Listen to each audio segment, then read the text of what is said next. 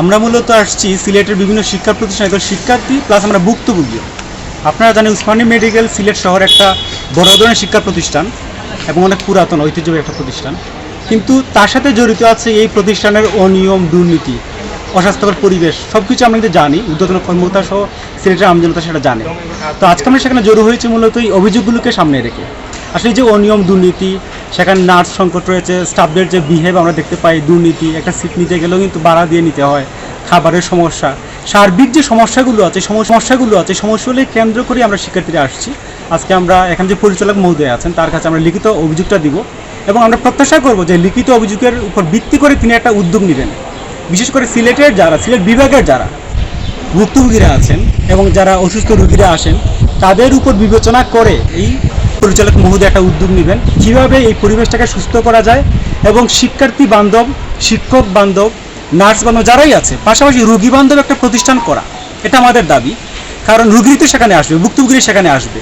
এবং আপনি যদি খেয়াল করেন, সমাজে সবচেয়ে যারা দুঃখ দুর্দশায় ভুক্তভোগী যে মানুষগুলো, অভাবনটা যারা থাকেন তারাই কিন্তু, এবং যারা অসুস্থ রোগীরা আসেন তাদের উপর বিবেচনা করে এই পরিচালক মহোদয় একটা উদ্যোগ নেবেন কীভাবে এই পরিবেশটাকে সুস্থ করা যায় এবং শিক্ষার্থী বান্ধব, শিক্ষক বান্ধব, নার্স বান্ধব যারাই আছে, পাশাপাশি রোগী বান্ধব একটা প্রতিষ্ঠান করা, এটা আমাদের দাবি। কারণ রোগী তো সেখানে আসবে, ভুক্তভোগী সেখানে আসবে। এবং আপনি যদি খেয়াল করেন, সমাজে সবচেয়ে যারা দুঃখ দুর্দশায় ভুক্তভোগী যে মানুষগুলো, অভাবনটা যারা থাকেন তারাই কিন্তু এখানে আসেন। সমাজে উচ্চস্তরের মানুষ এখানে আসেন না।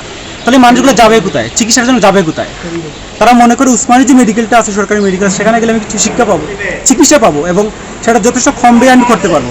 সেই প্রত্যাশার জায়গাতে মানুষজন এখানে আসেন, কিন্তু এসে যে বিষয়টা দেখতে পায় যে সেখানে রুগীদের নিয়ে হেনস্থার শিকার হতে হয়, সিট পাওয়া যায় না, বাংলা মেশিন দিয়ে অনেক সময় তারা পরীক্ষা করে, তাও আবার বিভিন্ন সময় টাকা দিতে হয় ওদের।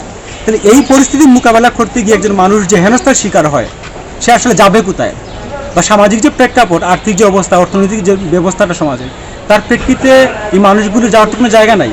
কিন্তু উসমানী মেডিকেলকে যেন সবার জন্য করা হয়, সার্বিক প্রেক্ষাপটটা বিবেচনায় রেখে এখানে পরিচালক মহোদয় একটা উদ্যোগ নেবেন, আমাদের সে আশ্বস্ত করবেন।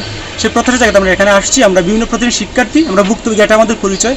সেই পরিচয় নিয়ে আমরা সেই দাবিগুলো নিয়ে অভিযোগপত্র অনেক কিছু জমা দিব আমরা আজকে।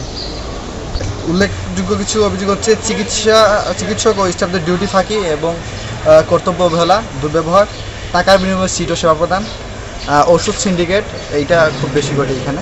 দালালও আছেন এবং সংশ্লিষ্ট যারা আছেন তারাও এইসব জড়িত। এবং স্ট্রেচার ব্যবহার ও সেবা প্রদানে ওয়ার্ড বোর্ডের বকশিস না দিলে তারা কোনো কাজ করতে মানে অনিচ্ছুক আর কি। টাকা না দিলে হেনস্থার শিকার হতে হয়। তাছাড়া নোংরা পরিবেশ, দালালদের সাথে সংশ্লিষ্ট কর্মকর্তাদের লেনাদেনা, তাছাড়া কর্মচারীদের কর্তৃক রোগীদের ওষুধ, মালামাল চুরির অভিযোগও রয়েছে।